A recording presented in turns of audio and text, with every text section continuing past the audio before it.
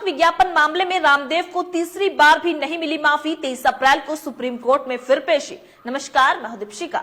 घर की सरकार और घर का कानून समझते हुए जो बाबा रामदेव पत्रकारों के पुराने बयान याद दिलाने पर धमकियां दिया करते थे कि मेरा क्या कर लोगे, डॉक्टर्स का लगातार मजाक उड़ाते थे, एलोपैथी को बदनाम करते थे, ये मान लिया था कि मेरे खिलाफ कोई एक्शन हो ही नहीं सकता।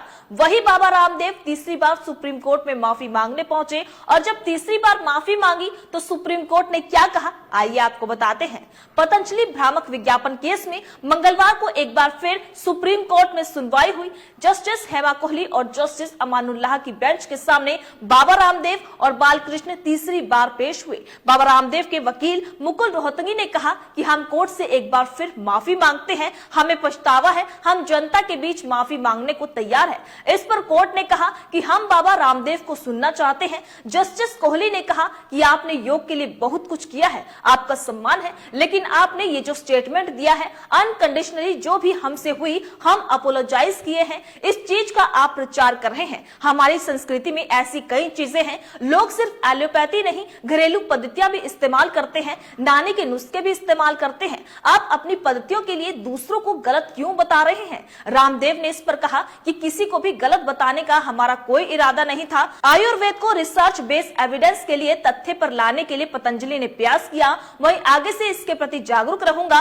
कार्य के उत्साह में ऐसा हो गया, आगे से नहीं होगा। इस पर कोर्ट ने कहा कि आप इतने मासूम नहीं हैं, ऐसा नहीं लग रहा कि कोई हृदय परिवर्तन हुआ है, अभी भी आप अपनी बात पर अड़े हुए हैं। आपको 7 दिन का समय देते हैं। आप इस मामले में 23 अप्रैल को देखेंगे। आप दोनों यानी बालकृष्ण और रामदेव उस दिन कोर्ट में मौजूद रहे। वहीं पतंजलि ने 2 और 9 अप्रैल को भी माफी मांगी। कोर्ट ने कहा कि ये सिर्फ खाना पूर्ति है। आप बाबा रामदेव की तरफ से 2 अप्रैल को जस्टिस हेमा कोहली और जस्टिस अमानुल्लाह की बेंच में माफीनामा दिया गया था। बेंच ने पतंजलि को फटकार लगाते हुए कहा था कि यह माफीनामा सिर्फ खाना पूर्ति के लिए है, आपके अंदर माफी का कोई भाव नहीं दिख रहा। इसके बाद कोर्ट ने 10 अप्रैल को सुनवाई की तारीख तय की थी। 10 अप्रैल की सुनवाई से ठीक एक दिन पहले 9 अप्रैल को बाबा रामदेव और पतंजलि आयुर्वेद के मैनेजिंग डायरेक्टर आचार्य बालकृष्ण ने नया एफिडेविट फाइल किया। इसमें पतंजलि ने बिना शर्त माफी मांगते हुए कहा कि इस गलती पर हमें खेद है और ऐसा दोबारा नहीं होगा।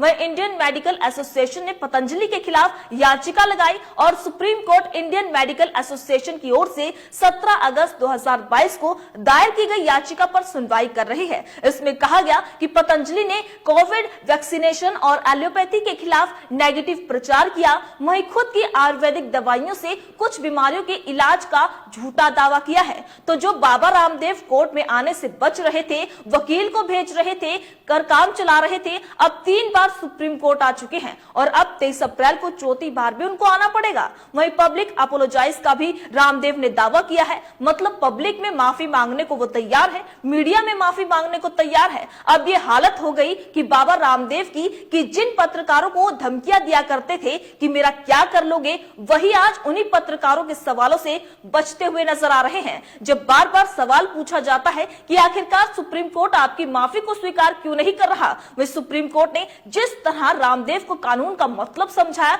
उसे लेकर आपकी क्या राय है? अपनी राय कमेंट बॉक्स में लिखकर हमें जरूर बताइएगा। इसी तरीके से देश और दुनिया से जुड़ी हर छोटे से बड़ी अपडेट के लिए FBN यानी फ्रंटलाइन ब्रेकिंग न्यूज के साथ बने रहिएगा। धन्यवाद।